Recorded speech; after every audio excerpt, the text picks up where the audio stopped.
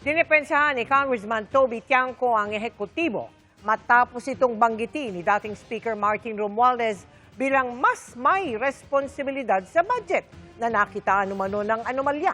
Ang sabi ni Tiangco, sa Kongreso nagsimula ang bentahan ng proyekto noon. Nakatutok si Sandra Aguinaldo. I will not go quietly and I will not go alone.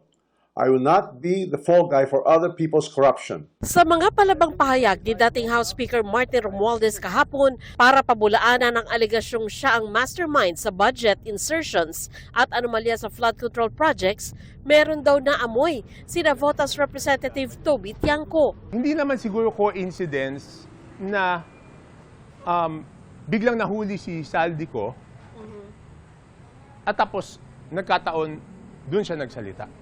Sabi ni Romualdez kahapon, hindi siya, kundi sina dating Senate President Cheese Escudero at dating House Appropriations Committee Chairman Zaldico ang gumawa ng mga desisyon noon hinggil sa budget.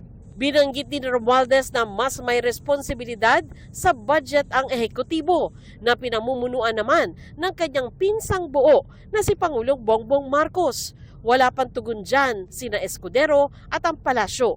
Pero sabi ni Tiangco, yung corruption nagsimula doon sa bentahan ng projects, di ba?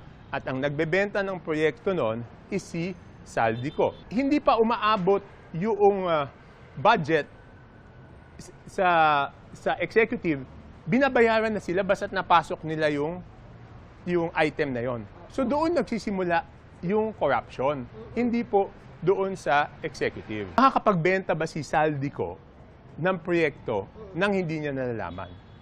Di ba? Yun yung number one question eh. Ibig sabihin, sa laki-laki ng mga binenta ni Saldico mga proyekto, siya lang ang gumawa nun at hindi alam ni Speaker yon. May patama si Romualdez kay Tiangco na Vice Chairman aniya ng Appropriations Committee sa Kamara noon nakaraang Kongreso.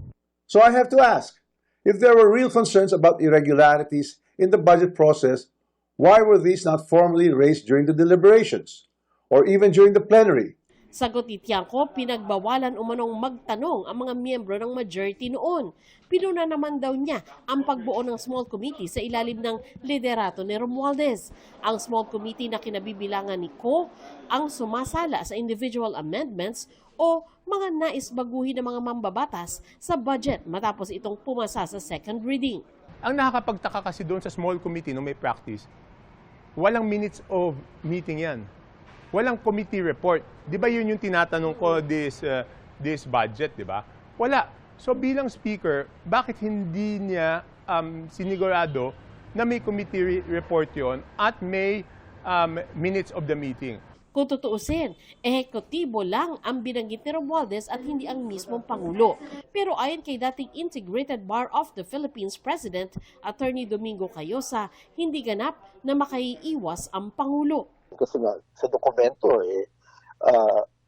pinirmahan niya. Ang presumption, dahil presidente siya, at ang dami niyang mga sekretary, mga abogado, dapat bago niya pinirmahan, sinuri niya.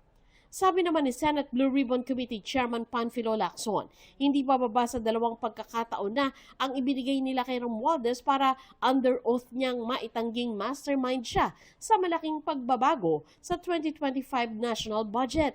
Hindi raw niya ito ginawa noon. Sinusubukan naming kunin ang panig ni Romualdez. Sandra Aguinaldo, Nakatutok, 24 Oras.